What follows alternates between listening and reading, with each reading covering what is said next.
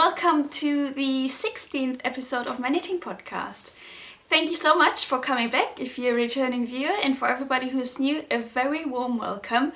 My name is Anastasia, I live in the UK, I'm originally from Germany, I have been living abroad for quite some time now. Prior living in the UK, I've been living in Iceland, so you will mostly also find Icelandic wool in my knitting episodes or knitting podcasts. Not today, I still haven't continued knitting on the sweater that I have to give to my, or that I want to give to my boyfriend. That is still on hold, but I have a couple of other things that I can show you today. For everybody who just wants to go straight into the knitting part, I'll put a timestamp down below so you can just skip forward. I don't really have that much to talk about, like private life. There has literally nothing has happened, as for many of you. Oh god, I'm so tired of saying that. But yeah, we've just been enjoying the nice weather. We've been out a few times here in the UK. You can actually finally go out to pubs again. At least, well, you have to sit outside, but the weather was quite nice, so we did that a couple of times. We went on bike rides and yeah, just stop for a drink, which is always nice. We've been down to the beach a few times when the weather was nice, and yeah, just trying to make the best out of it and enjoying the time off. Well, kind of off work still, because once we can travel again, I'm sure I will probably be busy again, so it's also good to enjoy the time whilst you have it. And I have been knitting loads, even though I don't have that much to show to you today, but I have been spending a lot of time with my knitting needles. But yeah, before I start talking about my finished objects, I just wanted to say thank you so much. You had amazing tips for me last, 2 weeks ago? Yeah, my last episode. You had amazing tips for me regarding how I could use this strand of, I think it was like a superwash 100% merino that I bought sort of by accident. I wanted to buy sock yarn for, socks for my brother, and even though you had amazing tips for me, like for example using like a different yarn that is like subsidized with nylon for the toes and the heel, or using another strand of yarn to just reinforce the foot, I just thought, well, you know what, I might as well just get another ball of superwash sock yarn, just to make it easy for me as well. And I quite like the color, it's like a green one. If you go to my last podcast episode, you will be able to see it there. Yeah, so I thought I might just keep it for myself, since I like green. Yeah, I thought, why not? Yeah, and thank you so much as well for your lovely comments regarding the Sonecchio top. A lot of you really liked it. I know some of you have already cast on. Well, that's amazing. I mean, I sometimes just cast on stuff because you show it to me or see it on other people's Instagram or podcasts as well, other podcasts. So yeah, if you find a bit of inspiration in this podcast, that's absolutely amazing. Yeah, and let's start talking about my knitting topics, my finished objects. Actually, I've just got one finished object, and that's the one that I'm wearing. Yes, I have finally finished, just one day before the deadline, I have finally finished the Poisoned Apple top by Lily Kate. You can find her on Lily Kate Makes on Instagram, and she's also got a knitting podcast herself. Yeah, I mean, first of all, I was so happy that I managed to get a spot on her in this test knit. Test knitting for Lily is always fun. Her test knitters, I don't know, she managed to get like, or I don't know, at least the first time that I test knitted for her, and now that time as well, she always managed to get like super nice girls test knitting who do the test knits, and there's always super nice chat in the groups, and it's just, I mean, I just love the interaction with other test knitters, and as well with Lily. She's super kind as well and super helpful. I think it's really good when you're test knitting for somebody if they get back quickly to you and they try to understand what your problem is. To be fair, I didn't have any problem knitting this top, at least not from the pattern itself. The pattern was very clear, and by the time I actually cast on, like, all other test knitters had already sorted out like the mini, I don't know, like typos or something like that. I actually, in the last version, I didn't find anything that needed to be changed. The only problems I had, but I will talk about that later, is just problems because of my technique. And yeah, maybe I can give you a good tip for that if you're thinking about knitting it. But first, yeah, let's talk about the yarn that I have been using. So finding the yarn for that project was a bit of a longer process, and that's one of the reasons why it took me so long to cast on. I was looking for a DK weight yarn, and I didn't want to go for like a cotton blend or something like that, just because I'm knitting another project with cotton yarn at the moment. I didn't really fancy that. I still want to have like a wool, yeah, I wanted to be wool and then maybe some silk. So it took me quite some time to find something, also which is not like, I mean, there's amazing wool out there, but some of them are just so expensive. Like if you buy like a strand for 30 pounds, which is, I mean, the yarn is absolutely amazing, but I didn't want to go that expensive for that project. So I went and had a good look around, and I finally found, just by coincidence, I was just like scrolling through different yarn shops, and I found the Milburn DK. That's a yarn by Cottage yarns. That is the label. That is a 85% blue face Leicester and 50% silk blend, and 50 grams have 112 meters, so yeah, 100 grams 224 meters. I was so happy I found that, and whilst I was so happy, and I had another different yarn in my basket in a different shop, and just by accident I ordered less. I needed 6 balls, and I actually just ordered 5 because the other yarn that I had in my basket had a bit of a longer meterage. So I made the mistake and ordered too little yarn, and then I had to go back afterwards and order 1 more ball. But luckily they were amazing. They sent me another ball, and actually I was in contact with them, and they managed to send me the same dye lot, which is always greatly appreciated, since I think most of you know the problem that once you've ordered a certain yarn and then it arrives in a dye lot, and then afterwards you ordered some more and you end up with a different dye lot, that sometimes can, yeah, cause some drama. Let's say it like that. Yeah, the yarn is absolutely amazing. Honestly, I will definitely use that one again if I ever need some DK weight again. Actually, I'm already making plans in my head that I want to knit this top again in a different color. But let's talk about it later. So the only yarn that I've got left, so I bought a total of 6 balls, and that's left. So I've got the swatch left, and just like some little scraps. Really not that much. Very happy about that. So maybe these can be some baby socks, I think. Yeah, just to use that up. And the other yarn that I used, there I am. I had to go diving, is an Onion Kid Silk. I'll include the name. That's a leftover that I had from my Lubell sweater that I knitted in the same color way. You see where I'm going with my color palette this year. It's all yellow. I love this mustard yellow.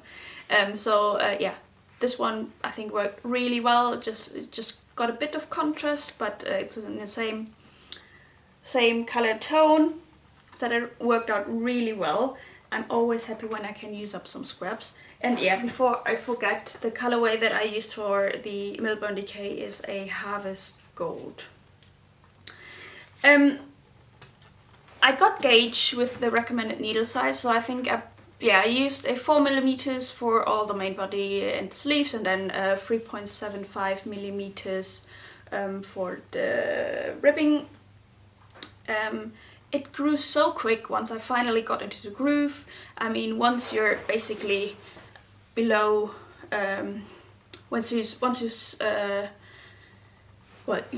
start knitting flat, the front and the back are separate, and then once you join together, the body is actually quite mindless. You just decrease every so many rows to just get this shape, and then the sleeves, once you've picked up the stitches, it's actually also super mindless.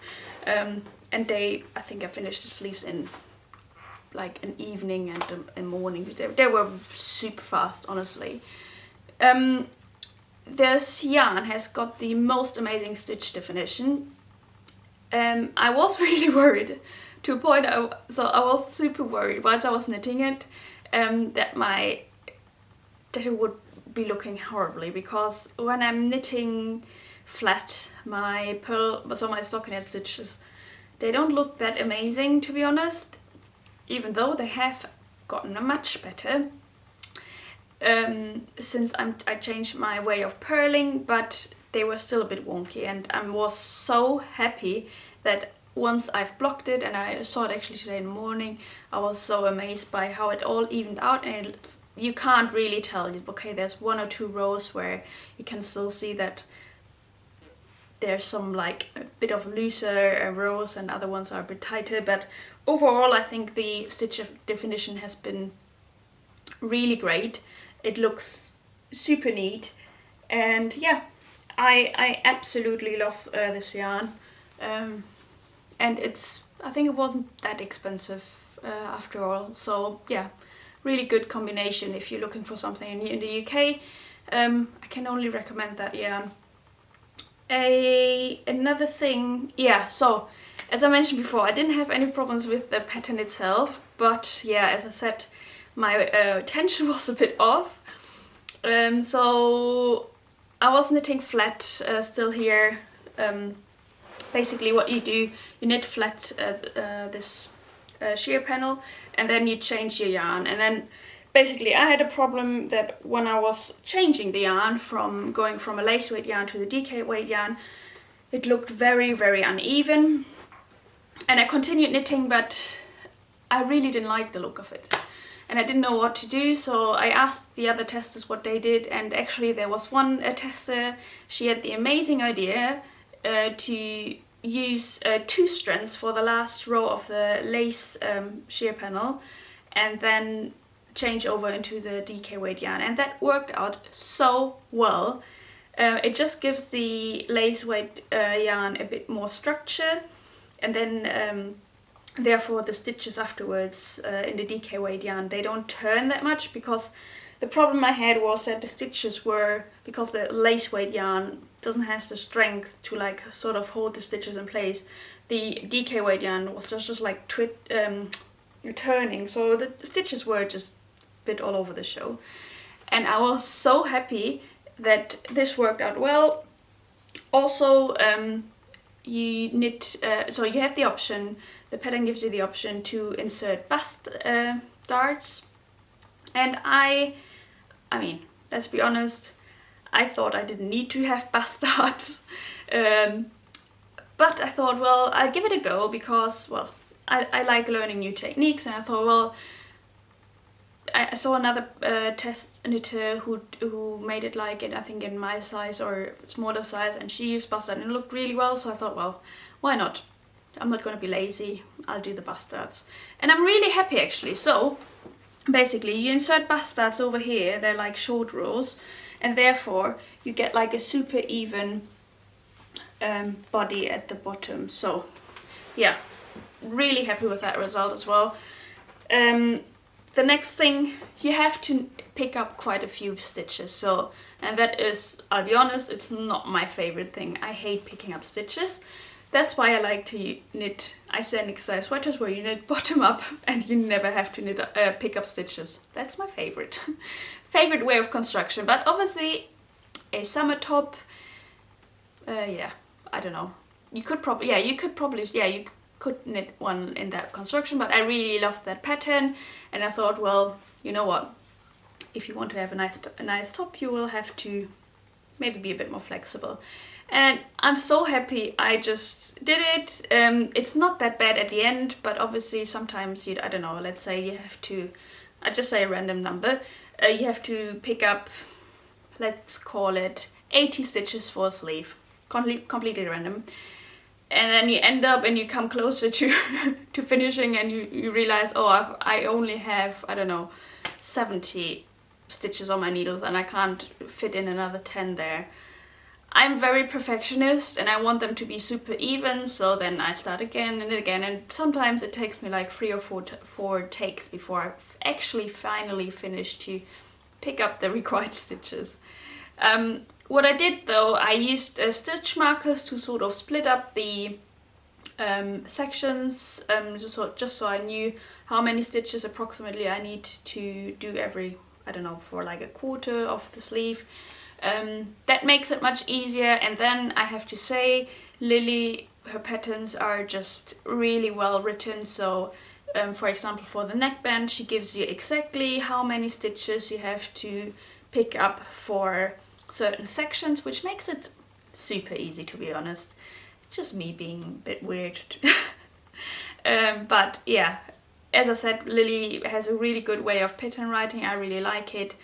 Super clear. She gives even some links to, or she has got some tutorials on her YouTube where she explains you, for example, how to do.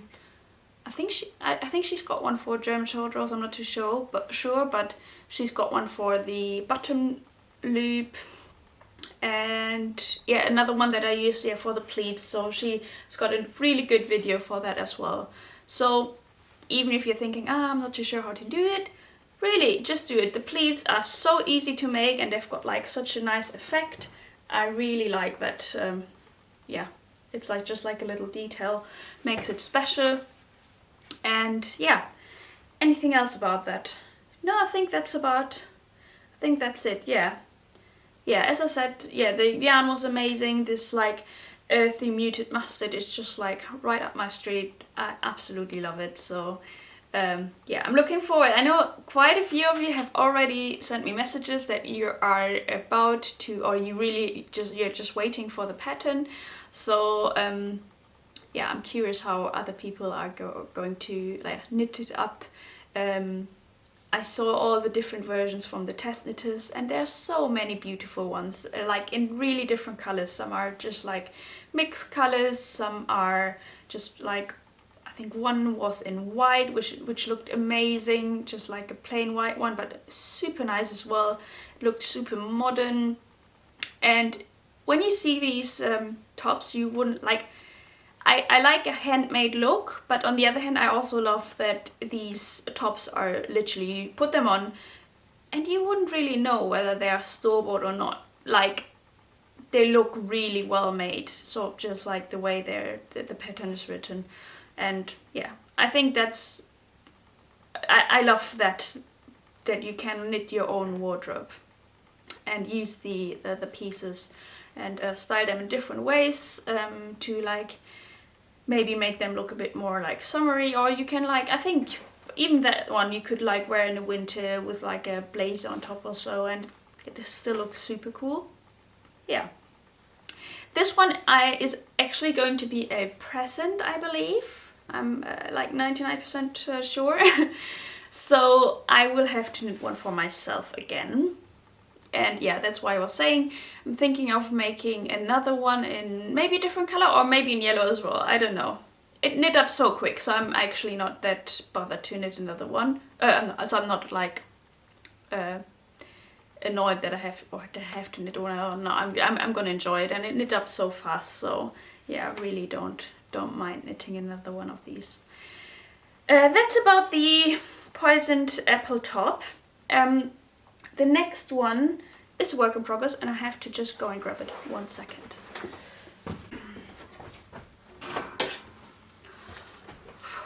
Alright, I'm back, sorry. I forgot to put these close to me. So the next one, so the poisoned apple top was the only finished object, but I've got a work in progress, and that is the next sock of the Sock Madness. We're now in round 3, I believe. So from every team now there are 30 which are going to continue in the competition, and there are 5 spots left in my team, so I really have to hurry up. It's actually a gamble what I'm doing now. I'm filming this episode, I should really be knitting, but then I know that I can't film the next days. So yeah, I decided to film an episode instead of knitting the socks. If I don't pass, it's because of that. Nah, it's alright. I've been very slow on these ones. Yeah, partly because I've been knitting the top. And also because I find this pattern really hard. But let's show them first. So I finished one sock. That is the Believe in Yourself socks by, let me look up the name. She's called Annette Schleicher. Leni Knits on Instagram, and the Nerd Knits on YouTube. She's got a German YouTube channel as well. She's a German designer, and yes, these are really quite complicated socks, I found. You've got color work in the back, and then a brioche, 2-colored brioche panel in the front. I'm going to try to take them off the sock blockers, which can be a bit hard because they are actually quite tight. I chose to use, or to knit the second size. 70 stitches they were on that size, but I wasn't that careful with my tension, so they are actually quite tight, and therefore they were hard to get off the sock blocker. To be honest, I already broke one of these sock blockers by trying to put them on. I was maybe a bit too aggressive. Yeah, I was really annoyed with myself that I managed to break these. So I'm ordering another one of these because I really like them, and it was a very dear present. So I get another one just a replacement, and from now on I know that I have to be a bit careful. That is a bit of a disadvantage with wooden sock blockers, and that's not because of these. So yeah, I'm not any shaming whatsoever. I actually was quite I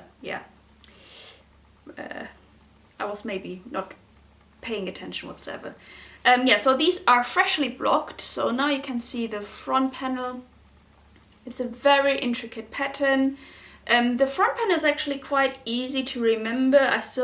Even though I say that, I still have to look at the pattern for every round, but it is quite intuitive, so I just need to know what I have to do for the row, and then I don't have to follow every stitch, so that makes it much easier now.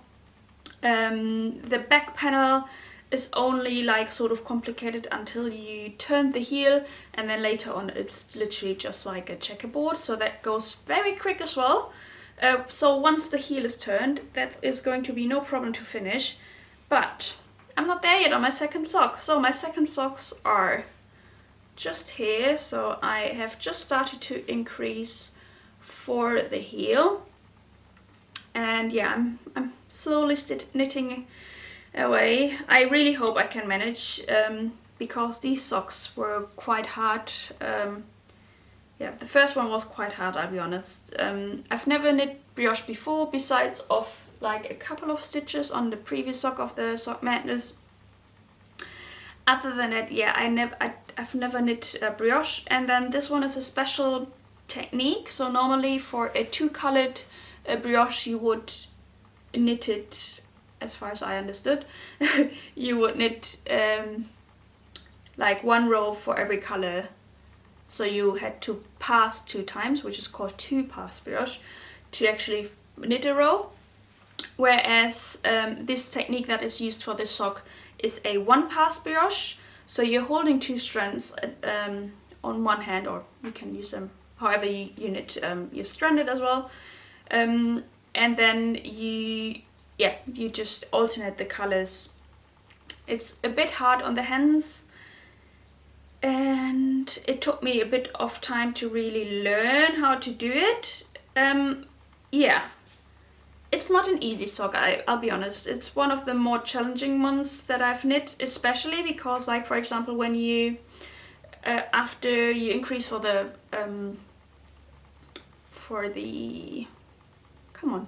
heel, you then knit the decreases. Yeah, so this panel you actually knit it flat, and so that means you have to purl in color work as well, which I've never done before, and my tension is absolutely off there. But I'll be honest, I didn't really care that much and on that part, because I thought, well, nobody's gonna see that heel once you wear them. So yeah, I just wanted to power through, and yeah, that's the reason why I wasn't really that careful with that. But when you see the inside, I mean, you see all the floats. This is the other side of the brush. Actually, that looks quite cool as well. The wrong side. It's sort of reversed. Not just quite, but yeah, quite cool as well. Oh, and one thing I forgot to mention. So you've got this leaf panel on the top part of the socks. This is knit. So you knit like a band. Then you close it with a 3-needle bind off, and then once you finish the sock, you then like fold it over, and you've got this band of leaves. Yeah, fold it down. Really nice socks, I'll be honest. I know some people really hate that pattern, which, I mean, let's be nice to. I know the designer, she made a YouTube video about it as well, and I think she was quite disappointed that some people were so disliking the pattern. It is just a hard pattern, but there's no reason to say, oh, I really hate it. I think, well, I don't know. It might just be a bit like hard and challenging, but yeah, it's not. There's nothing wrong with the pattern, honestly. I think it's quite clever. The construction is clever. And the look of it is great as well. The fit, I'm not too sure. I actually expected the brioche to be a bit more flexible, and it is not. But yeah, they will look great on somebody. I actually didn't think they would fit me, but they do. Let's see if I keep them or not. Let's just briefly talk about the yarn that I used. For the yarn, I used a onion knit nettle sock yarn.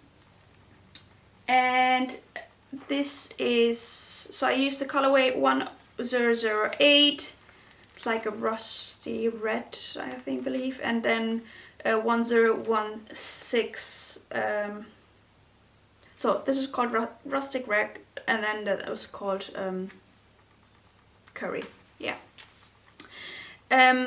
Again, you see that yellow, I love it. The thing is, so this yarn is super strong, so I tried to break the yarn with my hands, and you literally can't. It's way too strong. But what I don't like about it is that it's a bit splitty, which is so okay. I mean, sometimes that's just how it is.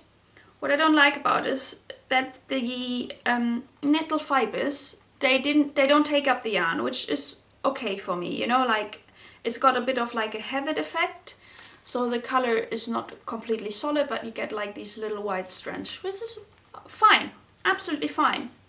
But what I don't like about it is once it is knit up, you get like a halo, but the halo is really not beautiful. It's not like a mohair halo, but it's almost, yeah, it's not pilling.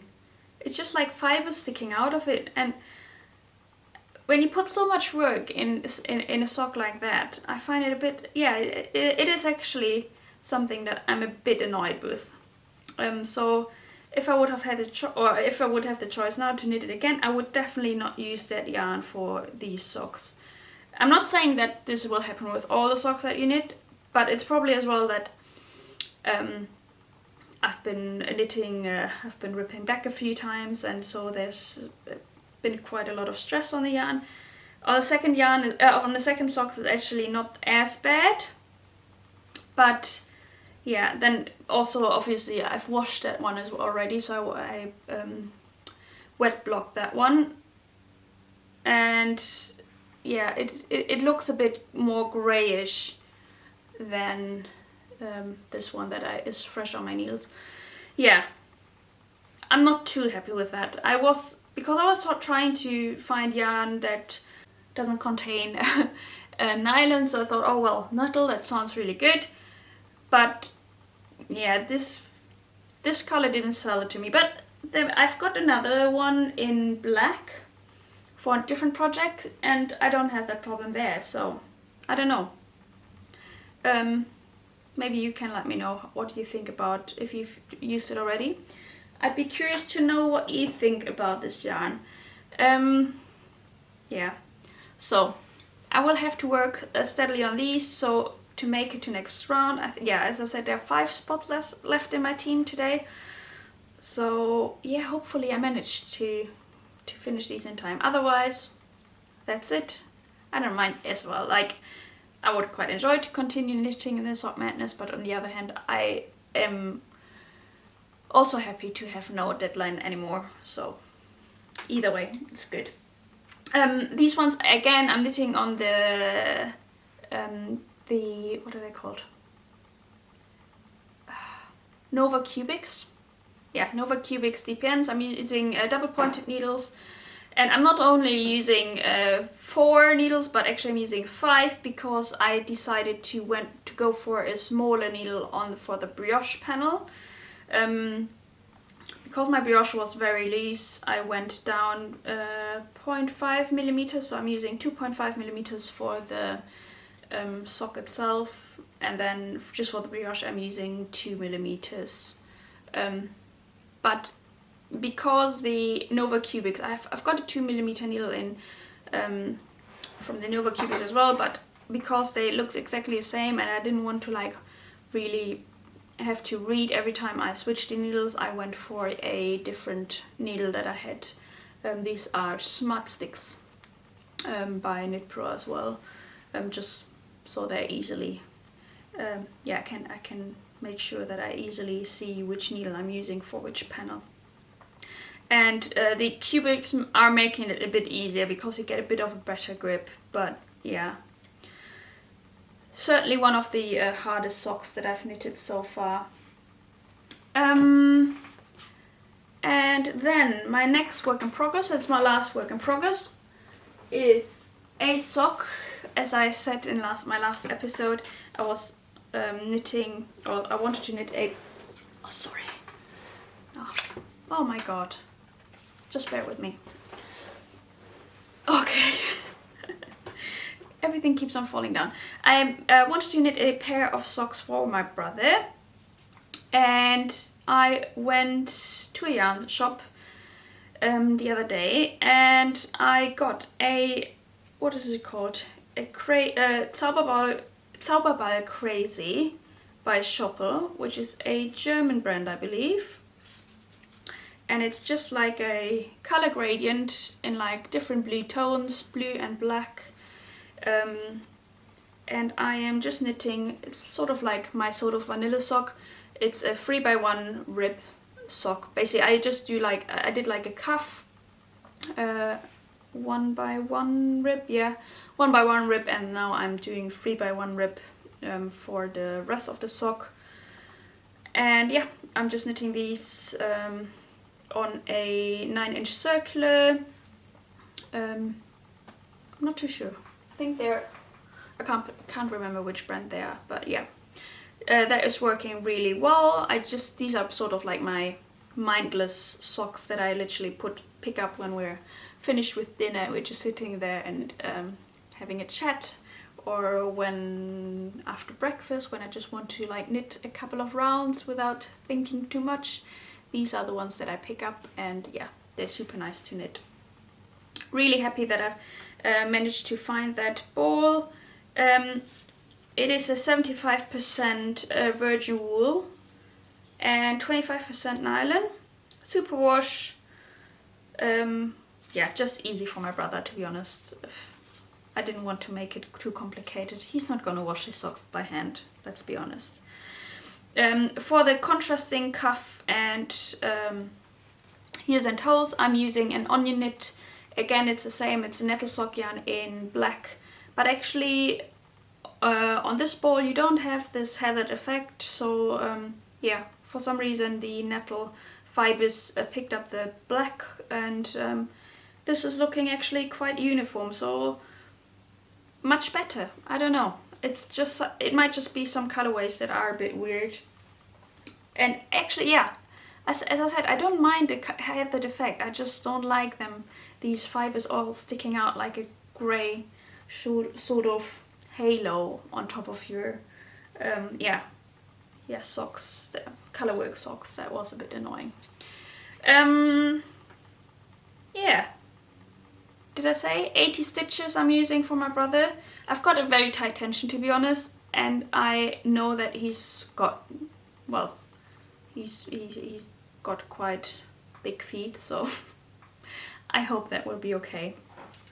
Otherwise I will have to find somebody else for these, because 80 stitches are definitely too big for myself. And this is my last finished object. The next category will be my acquisitions. I've been yarn shopping a bit. Yeah, a bit.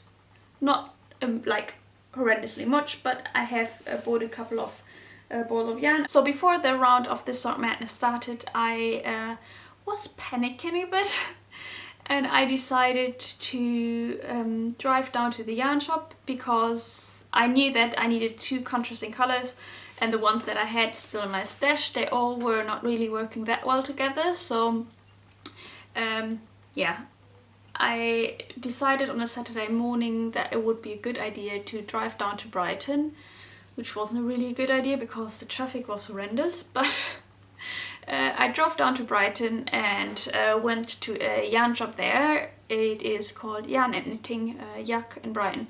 Really nice, sweet shop. They've got quite a good selection of different kinds of yarn, and I went and bought the different, so I bought these onion knit sock yarns, these Nettle sock yarns. So I bought these 2 colors that I'm using currently, and then I bought that rose one as well, because I have already had that pink one in my stash. So I thought, well, if there's another contrasting sock coming up, I can do like a very girly one and go for these 2. They've got a good contrast, I checked that already. So if you ever want to check if you have a good contrast between 2 colors, just take a picture in black and white, and if the contrast is really good, then you can just use them and they will work well. So yeah, I bought these, and then I bought the black one as well for the contrasting cuff and toes and heel.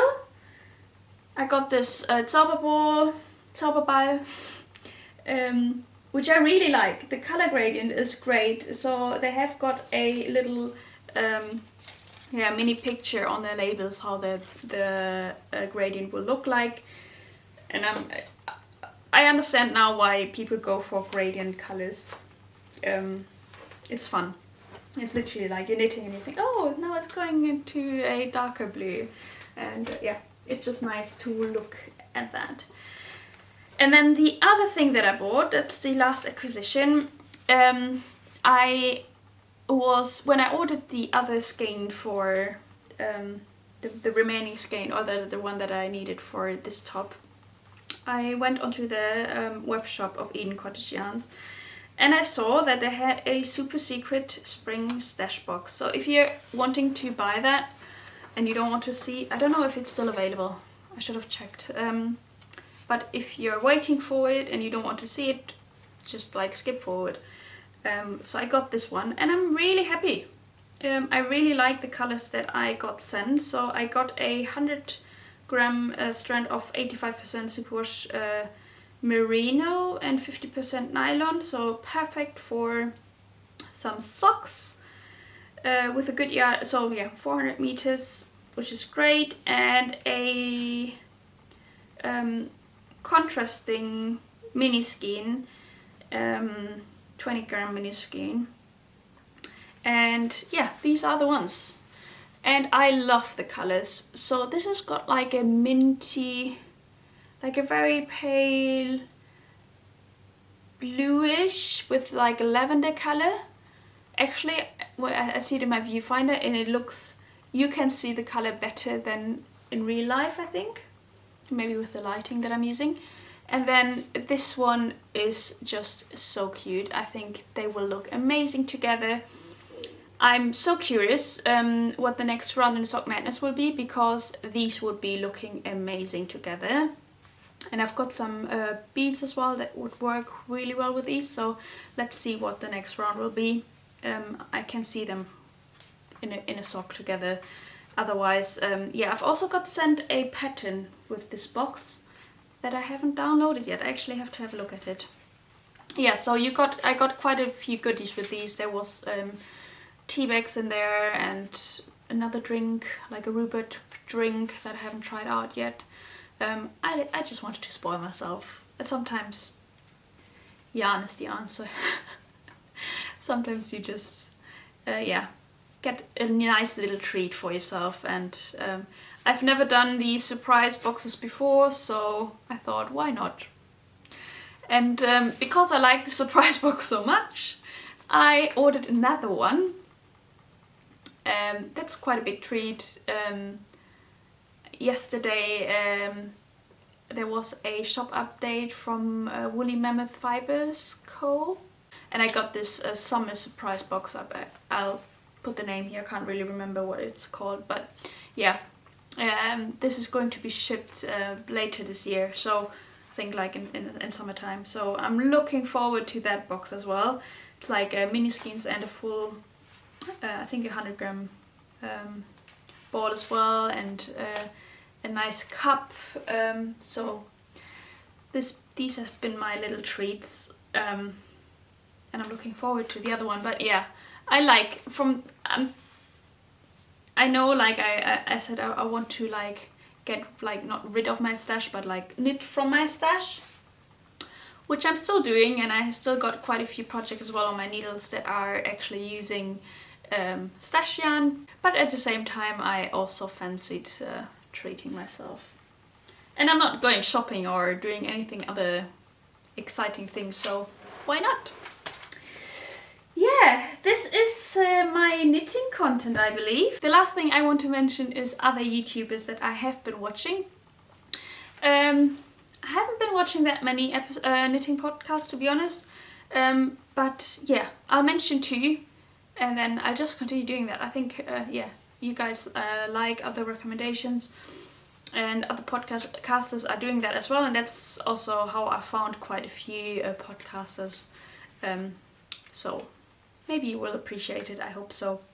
So the first one that I want to mention is Laura from Penrose Knits. She's absolutely lovely. She's here in the UK as well. I love her style of yeah, knitting. She's got like a good taste. Her color choices and all is like just right up my street. She knits I think mostly for herself, but I think some like kid sweaters as well. Just a nice mix, really. And she's lovely as well. She does a lot of Instagram stories, so I just like following yeah, funny people, and yeah, I really enjoyed watching her podcast. She's got 2 episodes out now, I believe, and I don't know if I will already implement it in this podcast, but she gave me a good tip as well, how I can maybe change a bit like these info boxes when I insert the screens for what kind of yarn I'm using, what designs I'm using. So that was actually a tip from her, so thank you if you're watching that. Yeah, really fun to watch, and yeah, really talented knitter. And the other one that I have never really mentioned before, well, I have mentioned her in different circumstances, but I haven't mentioned her podcast yet. And I know that you probably all know her, but Inga from Knitting Traditions, I really like watching her podcast. It's really nice aesthetics as well. I mean, she lives in Norway, so you always get like super nice pictures as well from the landscape and the fjords and where she lives. It's super beautiful. And she loves to knit with rustic yarns, which I find amazing. I mean, I have sort of lately, especially when I'm knitting like socks and summer tops, I still use non-rustic yarn, but to be fair, like I mainly knitted up until recently, mainly knitted with Icelandic wool, and that is really rustic, so I really like that kind of style of knitting. And I actually feel like, even though I've still got a few projects that I'm thinking of making, I really want to go back into knitting Icelandic style sweaters. I miss knitting with a bit of thicker yarn, and yeah. So Inga from Knitting Traditions is really worth watching if you haven't done that yet. Yeah, that's it, I think, for this episode. I think it was longer than I expected, to be honest. I thought it would just be like a quick 20 minutes, but I managed to fill probably, I don't know, 45 minutes or so. So I hope you enjoyed this episode. If you are not subscribed to this channel yet, I would be very happy if you would do so. That is great, so that way YouTube knows that you enjoy watching my videos, and they will also, maybe show it to other viewers who haven't discovered that channel yet. Also, if you hit like and on this video, that is great. I mean, that always helps. And if you want to find me somewhere else on the internet, you can do that at the moment on Ravelry and Instagram. Where I'm on Instagram, I go through phases. Sometimes I'm very active, sometimes I'm not. At the moment I'm not so much, because there's not so much to show, to be honest. But yeah, I'll do my best to keep you entertained. I hope you enjoyed this episode, and I will see you probably at the end of May. So enjoy your springtime if you're in the Northern Hemisphere, or if you're in the Southern Hemisphere. I know you're getting ready for winter, so I hope you're getting snacked up and you're having a nice hot drink and loads of nice cozy evenings where you're knitting or crafting or doing other things. Let me know what you're knitting at the moment. I love to get some inspiration from you. And if you have a good tip for a kid's sweater, no, like a baby, like a toddler, no, a baby sweater or something like that, or a nice project, let me know, because I have to knit something for somebody who's expecting a baby, a little boy. So maybe you've got a good idea, and I love your ideas, so please share them in the comments section. Well, that's it. Thank you so much, and I hope you keep well and take care of yourself and spend your time knitting. See you soon. Bye bye.